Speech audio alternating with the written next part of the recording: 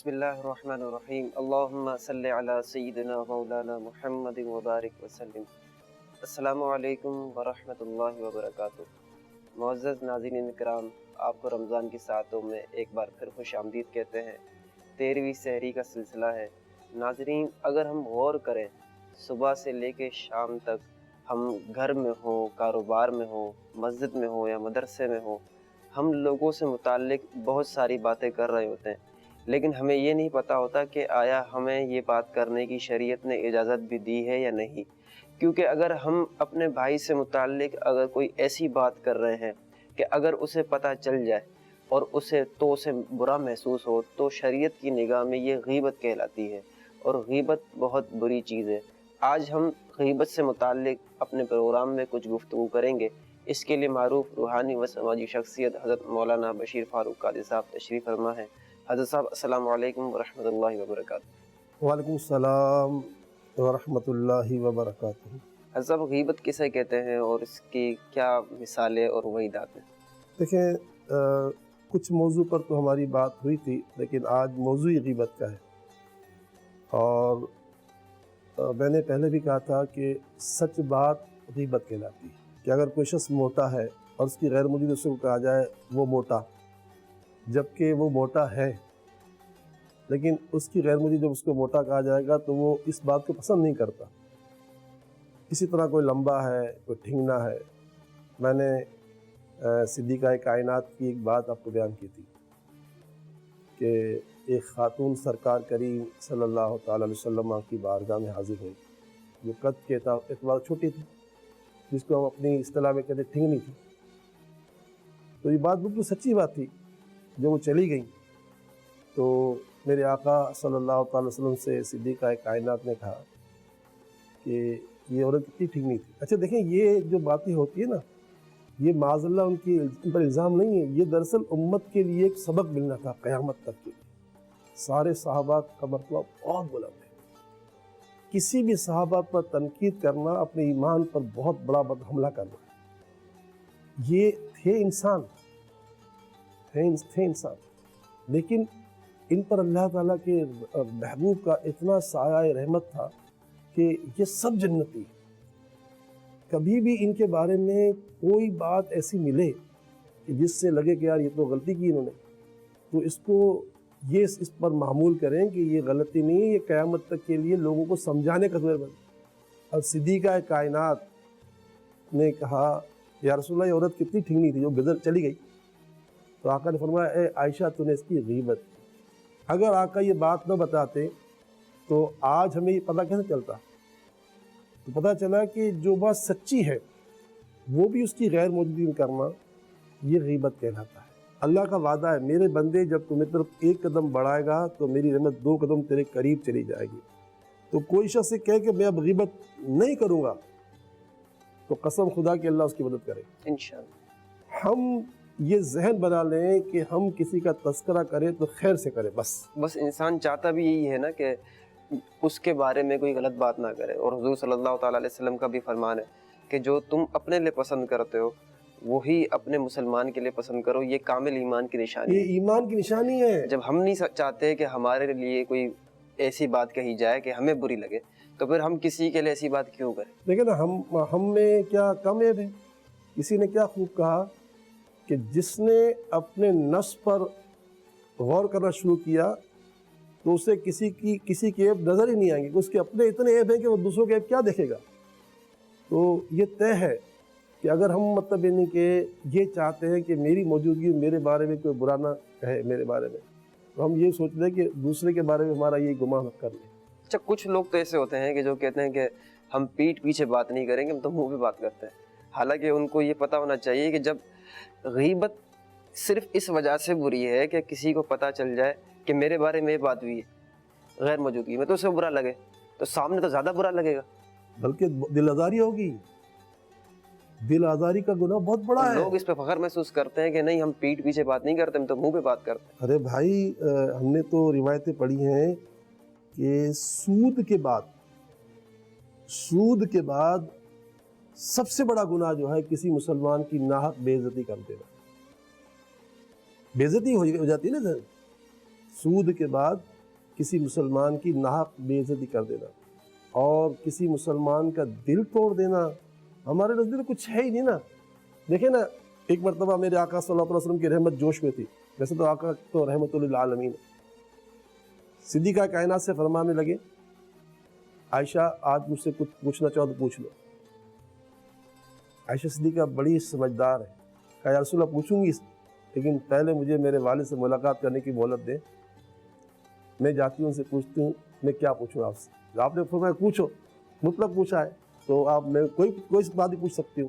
حضرت ابوبکر صدیق رضی اللہ تعالیٰ عنہ کی بارگاہ میں حاضر ہوتی ہیں، کہتی ہیں ابا جان رسول اللہ صلی اللہ علیہ وسلم کی رحمت جوش پر ہے اور انہوں نے مجھے ایک موقع دیا ہے اور کہا ہے کہ عائشہ مجھ سے سوال کرو، جو سوال کرو گے میں اس کا جواب دوں گا. حضرت ابوبکر صدیق سے بڑھ کر اور کائنات میں کون ہوگا؟ نبیوں کے بعد سب سے مرتبہ آپ کو اللہ نے دیا.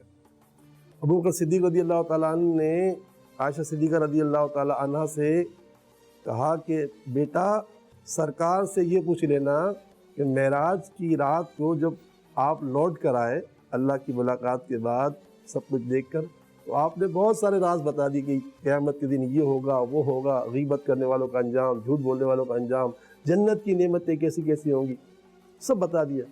لیکن کچھ تو ایسی باتیں ہوں گی کسی کو نہیں بتائی. بس مجھے ان میں سے ایک بات بتا دیجیے.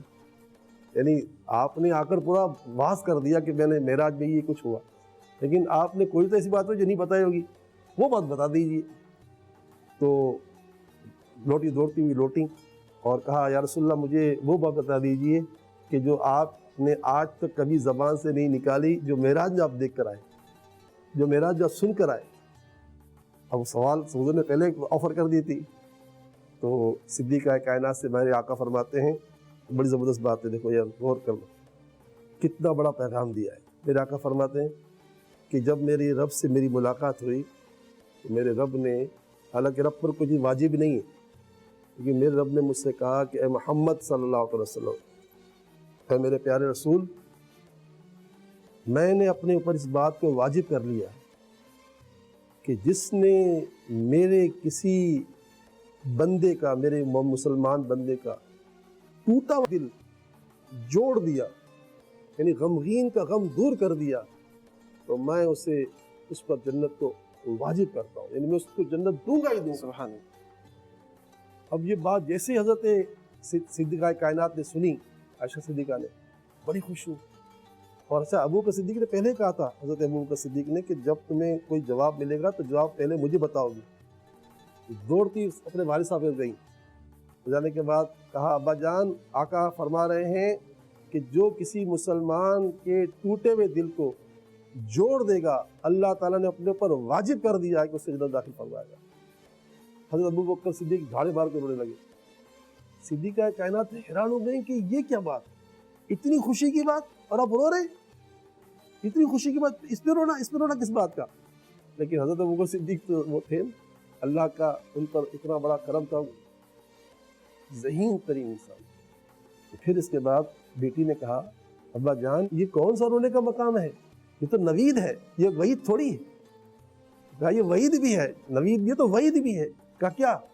کہا جب کسی مسلمان کا دل جوڑنے والا، کسی غمگین کا غم دور کر دینے والا، اس کے ٹوٹے ہوئے دل کو جوڑنے والا، پریشان حال کی مدد کرنے والے کو اللہ تعالیٰ اتنا بڑا مرتبہ عطا فرماتا ہے کہ اس کو جنت میں داخل کرے گا. تو جو کسی مسلمان کا دل توڑ دیتا ہے اس کا کیا حشر ہے. سرکار دو جہاں صلی اللہ تعالی وسلم نے ایک مرتبہ یہ اعلان فرمایا کہ روزہ رکھو اور کوئی بھی مجھ سے اجازت کے بغیر افطار نہیں کرے گا. لوگ آتے رہے غروب آفتاب وقت اور سرکار سے اجازت لیتے رہے. ایک شخص آیا، کہا یا رسول اللہ ہمارے گھر کی دو خاتون نے روزہ رکھا ہے، آپ اجازت دیں روزہ کھول دی. انہوں نے فرمایا روزہ انہوں نے کہاں رکھا ہے، جاؤ ان کو کہو کہ اپنے منہ میں انگلیاں ڈالے طے کریں. وہ جو گھر گئے انہوں نے دونوں خواتین سے وہی پیغام دہرا دیا. انہوں نے جیسے ہی کیے کی تو ان کے منہ سے گوشت کے ٹکڑے نکلے، خون کے لوتھڑے نکلے، پریشان ہو کے مرنے قریب ہو گئے. وہ سرکار کے دن کے پاس حاضر ہوئے. اس شخص کہا کہ یا رسول اللہ ان کی حالت ابتر ہوتی جا رہی ہے، ان کے منہ سے خون کے لوتھڑے نکل گئے. کہا انہوں نے روزہ تو رکھا تھا حلال پاکیزہ چیز سے، لیکن انہوں نے حرام چیز سے روزہ اپنا ضائع کیا. یعنی ایک نے غیبت کی اور دوسرے نے غیبت سنی. اچھا یہ بھی پتہ چلا نا کہ غیبت خالی کرنے والا برا نہیں ہے، غیبت سننے والا ہی برا ہے، غیبت نہ کریں گے نہ غیبت سنیں گے انشاءاللہ۔ تو اب اس سے اندازہ لگا لیں کہ ہم اپنے روزے کو کتنا بچا رہے ہیں۔ تو یہ خاص کر کے اپنی زبان کو تالا لگائے بغیر گزارا نہیں ہے۔ کسی کا بھی تذکرہ کرو تو مطلب خیر سے۔ اچھا ایک شرعی مسئلہ یہاں پر نوٹ کر لیں، ہو سکتا ہے کہ لوگ کہ یار یہ تو اپنے دل کو تالا لگا دیا۔ دیکھیے اگر کسی کو اپنی بیٹی کی شادی کرنی ہے کسی لڑکے سے، یا کوئی گھر کہیں لینا چاہتا ہے، کاروبار کرنا ہے، کوئی پارٹنرشپ کرنا چاہتا ہے، اب اس کے بارے میں آپ کے آ گیا علامہ صاحب بتائیے وہ زید کیسا ہے، اب بتا کہ زید چیٹر ہے، اب وہ میں غیبت کیسے کروں؟ نہیں، یہاں غیبت یہاں اجازت، آپ بتا دیں، چلے آپ بتا سکتے ہیں، آپ سے زیادہ مسئلہ۔ جی یہاں پر اجازت ہے کہ جہاں پر سامنے والے کو نقصان سے بچانا ضروری ہو، کہ وہ رشتہ کرنے جا رہا ہے، کہ کاروبار شراکت داری کرنے جا رہا ہے، تو وہاں اس پڑوسی کو بننے جا رہا ہے، تو اب ایسے شخص کے عیب بتا دینا یہ ایک ذمہ داری ہے، کیونکہ مشورہ بھی امانت ہے۔ تو اس میں بالکل اس کو نہیں دیکھنا کہ اس کی غیبت ہو جائے گی، نہیں، بلکہ مخلصانہ مشورہ دینا ہے کہ بھئی اس کے اندر یہ باتیں ہیں، اس کے بعد تم سوچ بچار کر لو، پھر تمہیں سمجھ میں آتا ہے تو پھر کام کر لینا، میری ذمہ داری تھی تمہیں حق بتانا۔ تو اس طریقے سے یہ بتانا ضروری بھی ہے اور جائز بھی ہے۔ بہت شکریہ حضرت صاحب۔ ایک بات اور بھی ہے کہ اگر کسی کی علامت کے لیے بتایا جائے کہ وہ لمبے جیسا آدمی نہیں ہے، وہ ٹھیک جیسا، یہ بھی تو جائز ہوگا نا۔ ہاں، کسی کو جیسے کہا جائے کہ فلاں آیا تھا، وہ کون آیا تھا، ہاں تو اب نام نہیں پتا، نہ اس کے کام پتا ہے، تو اب یہ بتایا جائے کہ ہاں وہ جو لمبا سا ہے، یا اس کے کوئی علامت بتائی جائے۔ اسی طریقے سے بعض لوگ ہوتے ہیں جو گناہ پہ جری ہوتے ہیں اور وہ اعلانیہ گناہ کر رہے ہوتے ہیں، انہیں اس بات کی کوئی فکر نہیں ہوتی کہ میرے گناہ کی کہیں خبر پہنچے، جیسے مثال کے طور پر سر عام وہ شراب نوشی کرتے ہیں، تو اب اگر کسی کے بارے میں کہہ دیا جائے کہ جی وہ شراب پینے والا، تو اب وہ تو خود ایسا کام کر رہا ہے کہ دنیا دیکھ رہی ہے کہ وہ شراب پی رہا ہے، تو ایسے شخص کی بھی غیبت کی بھی علماء کرام نے فرمایا کہ اس میں وہ غیبت شمار، یہ غیبت اس میں شمار نہیں ہے جو وحیدات میں ہے۔ بہت شکریہ حضرت صاحب۔ ناظرین، آپ نے سنا کہ غیبت کتنی بری چیز ہے، کہ ایک مردہ بھائی کا گوشت کھانے کے برابر ہے، اور روزہ دار تو اپنے پیٹ میں کچھ نہیں اتارتا، لیکن حدیث کے مطابق جب بندہ غیبت کرتا ہے تو روزہ رکھنے کے باوجود بھی وہ گویا کہ اتنا برا کام کر رہا ہے جیسے کہ وہ اپنے مردہ بھائی کا گوشت کھا رہا ہے۔ اور ناظرین یہ بھی سنتے چلیں کہ حضور صلی اللہ تعالیٰ علیہ وسلم جب معراج کی رات جب آپ نے جہنم کا ملاحظہ فرمایا تو ایک عذاب دیکھا کہ کچھ مرد عورت تھے جو اپنی چھاتیوں سے لٹکائے ہوئے تھے۔ حضور صلی اللہ تعالیٰ علیہ وسلم نے پوچھا کہ یہ کون ہے، انہیں یہ سزا کیوں دی جا رہی ہے؟ تو فرمایا کہ یہ وہ ہیں جو دنیا میں غیبتیں کیا کرتے تھے۔ کتنی بری چیز ہے، ہم تھوڑی سی دیر کی لذت حاصل کرنے، تھوڑی سی دیر کا مزہ حاصل کرنے کے لیے کتنا بڑا نقصان اپنے سر پر لے رہے ہیں۔ ناظرین، میں اللہ تعالیٰ سے دعا کرتا ہوں کہ اللہ تعالیٰ رمضان کے صدقے میں ہمیں اس وبائی اور اس بری چیز سے ہمیشہ کے لیے محفوظ فرمائے۔ اب وقت سحر کے وقت دعا ہے، میں حضرت صاحب سے ملتمس ہوں کہ وہ امت مسلمہ اب تک کے ناظرین کے لیے دعا خیر فرمائے۔ بسم اللہ الرحمن الرحیم، الحمدللہ رب العالمین، والصلاة والسلام علی سید الانبیاء والمرسلین، جزا اللہ عنا سیدنا مولانا محمد صلی اللہ تعالیٰ علیہ وآلہ وسلم ما هو اہل۔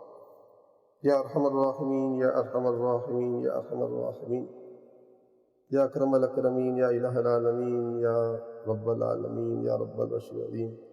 اے عزت والے، اے نعمت والے، اے احسان والے، اے فضل والے، اے کرم والے، اے ہمیں ہماری ماؤں سے بھی زیادہ چاہنے والے پروردگار، ہم تیرے گناہ گار، بدکار، ہر طرح سے بیکار بندے بندیاں تیری بارگاہ میں حاضر ہیں۔ وقت صحت و کمال کا وقت ہے پروردگار، رمضان تو پھر رمضان ہے، مگر پورا سال وقت سحر اپنے بندوں کو یہ اعلان کرتا رہتا کہ ہے کوئی مجھ سے مانگنے والا، ہے کوئی مجھ سے مانگنے والا، ہے کوئی مجھ سے مانگنے والا۔ ہم بدنصیب لوگ پورا سال تو اس لمحے سوئے ہوئے ہوتے ہیں کہ رمضان کا یہ صدقہ ہے، رمضان ہمارے لیے وسیلہ ہے کہ ہم اس وقت بیدار ہوتے ہیں، اس بیداری سے فائدہ اٹھاتے ہوئے تیری رحمت کا دامن پکڑ کر رحمت عالمیان صلی اللہ تعالیٰ علیہ وسلم کی رحمتوں کے چھیٹے طلب کرتے ہوئے تجھ سے دعا گوئے ہیں، اے مددگار تو ہماری مدد فرما۔ ہمارے حال ابتر سے ابتر ہوتے چلے جا رہے ہیں، بس تو اپنی رحمت سے، اپنے کرم سے، رحمت عالمیان کے صدقے سارے ہی انبیاء، صدیقین، شہداء اور صالحین کے صدقے، ہمارے غوث پاک حضور شیخ عبد القادر جیلانی کے صدقے، داتا گنج بخش علی حجویری کے صدقے، بابا فرید الدین شکر گنج اور حضرت غریب نواز خواجہ کے صدقے، اے اللہ ہماری اس لمحے کی فریادیں، درخواستیں، التجائیں، التماسیں اپنی رحمت سے قبول فرما لے۔ اللہم ہماری بے حساب مغفرت فرما، ہمارے ماں باپ کی بے حساب مغفرت فرما، عشرہ مغفرت رواں دوا ہے، مغفرت فرما، مغفرت فرما، پوری امت کی مغفرت فرما، پوری امت کی اصلاح فرما، اصلاح فرما، اصلاح فرما، سب کو سدھار دے، سب کو سنوار دے، اپنی پسند کے کام کرنے کی توفیق دے دے، اپنی پسند کے کام کروا لے، ہمارے دلوں سے ہر گندگی دور کر دے، دل کو اچھا، تن کو ستھرا، جان کو پرنور کر، آمین ہمارے دلوں سے اے اللہ حسد، کینہ، بغض، عداوت، بدگمانی، تکبر، ریاکاری، خود پسندی، خود غرضی، حرص، ہوس، لالچ ختم فرما دے۔ آمین اے اللہ ہماری زبانیں غیبت نہ کریں، چغلی نہ کریں، بہتان نہ لگائیں، دل آزاری نہ کریں، ہماری زبانیں جھوٹ نہ بولیں، منہ سے گالی نہ نکالیں، ہماری زبان سے فحش کلامی نہ ہو، یہ گالیاں نکالنا، گندی باتیں کرنا، غیر عورتوں کے تذکرے کرنا، ان باتوں میں مزے لینا، یہ اتنا برا ہے۔ ہم نے تیرے پیارے حبیب صلی اللہ تعالیٰ علیہ وسلم سے یہ سنا ہے، تیرے پیارے حبیب کی حدیث کریمہ پڑھی ہیں کہ قیامت کے روز یہ منہ سے گندی باتیں کرنے والے، دوسروں کی عورتوں کا تذکرہ کرنے والے، گالیاں نکالنے والے، فحش کلامی کرنے والے جب جہنم میں جائیں گے تو جہنمی بھی چیخ اٹھیں گے اور کہیں گے یہ کون لوگ ہیں جو جہنم میں آ گئے، جن کی بدبو سے ہمارا جہنم میں رہنا بھی عذاب بنا ہوا ہے، ویسے ہی وہ عذاب میں ہوں گے۔ اسی طرح قیامت کے روز ہم نے تیرے حبیب کا یہ فرمان بھی سنا ہے کہ لوگوں کے ناخن لوہے کے بنا دیے جائیں گے اور وہ اپنے ناخن سے پورے بدن پہ خارش کریں گے۔ آج ہم خارش کرتے تو ہمارے جسم کی اے اللہ کھال جو ہے وہ تھوڑی سی لال ہو جاتی ہے، لیکن وہاں انسان کے جسم کا چمڑا جو ہے، کھال جو ہے، وہ ادھڑ کر زمین پہ گر جائے گا۔ پوچھا جائے گا یہ کون ہے جن کو اتنی سخت سزا دی جا رہی ہے کہ اپنے ہاتھ سے اپنے جسم کو کاٹ رہے ہیں، خارش کر کر کے جسم کے لہو لہان کر رہے ہیں، جسم کی چمڑی، جسم کی کھال کٹ کر کے گر رہی ہے۔ کہا جائے گا یہ وہ ہے جو لوگوں کے دل دکھاتے تھے۔ اے اللہ ہمارے اندر جتنی بھی خرابیاں ہیں تجھے وقت سحر کا واسطہ دور کرتے، اور ہم نے تو پوری زندگی میں ہزاروں لاکھوں کروڑ غلطیاں کی ہیں، لیکن تو معاف کرنے والا ہے۔ تو فرماتا ہے لا تقنطوا من رحمت اللہ، تیری رحمت سے مایوس نہ ہو، ان اللہ یغفر الذنوب جميعا، اے میرے بندو تم میرے پاس آ جاؤ، میں تمہارے سارے گناہ معاف کر دوں گا۔ تو مالک ہم اپنے تمام گناہوں سے تیری بارگاہ میں معافی مانگتے ہیں، توبہ کرتے ہیں، توبہ کرتے ہیں، توبہ، ہماری معافی، ہماری توبہ قبول فرما، قبول۔ اور سود کا ایک درہم اپنی والدہ کے ساتھ 36 مرتبہ بدکاری کرنے سے بدتر ہے۔ الہ العالمین، سود اتنا بڑا جرم ہے، اور اگر تو نے ہمیں پکڑ لیا تو قرآن پاک میں فرماتا ان بطش ربک لشدید، میری پکڑ بڑی سخت ہے۔ اے اللہ تو ہمیں اپنی پکڑ سے بچا لے، اپنی پکڑ سے بچا لے اور ہمارے حال پر رحم کر دے، تو سب کچھ کر سکتا ہے۔